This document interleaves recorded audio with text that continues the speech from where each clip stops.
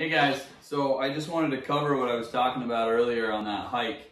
For those that didn't see that video, I was doing a heavy ruck. Pack is currently still loaded just the way it was earlier today. And I hadn't set up the torso length on the pack. It wasn't set up correctly, it was set up too long. And I just want to show what I meant by that. These Mystery Ranch packs, as many of the other load haulers do, have an adjustment. These come with this pretty neat little plastic slide that goes in. You break the Velcro with it, and then you can adjust. I can slide my torso, make it the length of the pack, basically from the bottom of the waist belt up to the crease, just the top of your shoulder straps.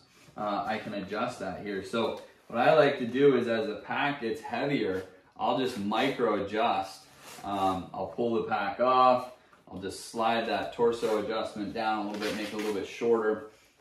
And I found that that makes a huge difference in how that pack rides, and making sure that making sure that I'm in a position where I can be moving well, moving effectively, and not putting a lot of stress on the SI joint.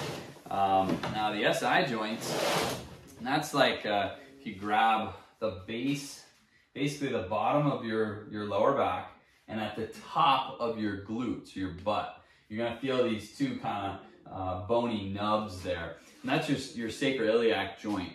More or less what the SI joint does is that it helps to absorb load, okay, and disperse load for the spine.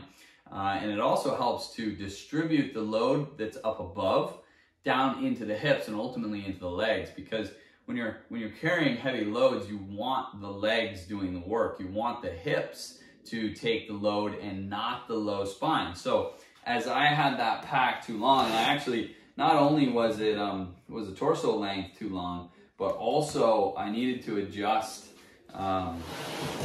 the load shelf. My load was actually a little bit too low, and that was kind of bumping into my glutes or the top of my butt. And what it does, especially when you're climbing, is that, so when I'm climbing, you're going to be in a little bit of a forward lean, okay, as you are moving uphill. And the pack, if it's too long, is going to put pressure on basically on the SI joints, like on that upper part of your glutes. And that's going to force you into this kind of extended position, okay, this hyperextended position at your low spine. And it's going to disallow the SI joint to do what it's meant to do. And that's one side kind of locks down as that stance phase is what it's called, as you're standing on one leg and you're trying to transfer that weight, your body weight plus the pack, into the other leg, okay, while that foot is off of the ground. You need good stability, but you also need to make sure that the congruency of that joint is such that it's not putting undue stress and allowing us to really absorb and distribute the load effectively down through the leg, as opposed to just kind of hitting this stiff link at the SI joint and leading to, if you've ever felt it, it just starts to tighten down at the low back, because ultimately that connective tissue, the connective tissues that support those joints there, they just get so jacked up, and that'll lead to this tightening down, and it's just a very hard thing to get out of. So making sure that your torso length is set up correctly, one, is going to make the pack ride a lot better, but it also is going to mean that when it comes like to gait, to having good healthy gait pattern while hiking, it's very important, okay, that you're able to move at the hip joint effectively. If the pack is hitting you here, you can't do that. If the pack is too low, the other thing that's going to happen is that the waist belt, okay, here, okay, the waist belt is actually going to restrict your ability to come up into hip flexion as well. So you're basically shortening your stride. It's not allowing the hips or the thighs to, what I call, separate. We need to have good thigh separation in order to allow the posterior chain, your glutes, to really turn on and to help you as you're going through that hiking pattern. Okay, so One, make sure the pack is set up correctly in terms of your torso length.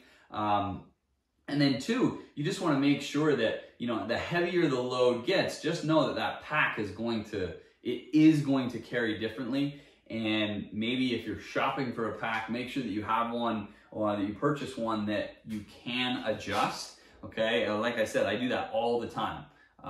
When the weight gets heavier, I shorten that torso length down, knowing that it's going to ride differently. It's going to be pulling down a bit lower. It's not going to ride up as high as a light pack will. And it's just so awesome to have that adjustment in your pack. So I hope that helps, guys. Good luck.